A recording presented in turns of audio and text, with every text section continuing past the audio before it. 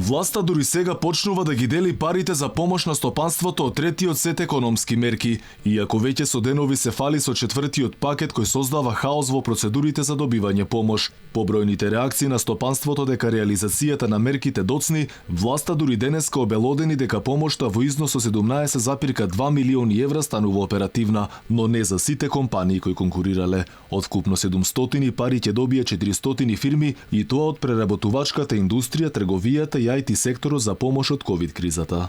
Ова помош што владата ја дава за зголемување на инвестициите, но истовремено и за потикнување на извозот, зголемување на продуктивноста и конкурентноста на нашите компании, ќе внесе во дополнителни инвестиции од 89,2 милиони евра согласно сите инвестициони планови. Паралелно, власта доцни со реализацијата на четвртиот пакет мерки. Поради бирократскиот хаос, фирмите не можеа да конкурираат за да добијат помош за плати за октомври. Рокот се проби, па сега е продолжен за утре. Стопанствениците реагираа дека парите се ургентно потребни. Тие се наменети за октомври, ама како што стојат работите ќе се делат на крајот на ноември, бидејќи допрва ќе треба да се прегледуваат апликациите.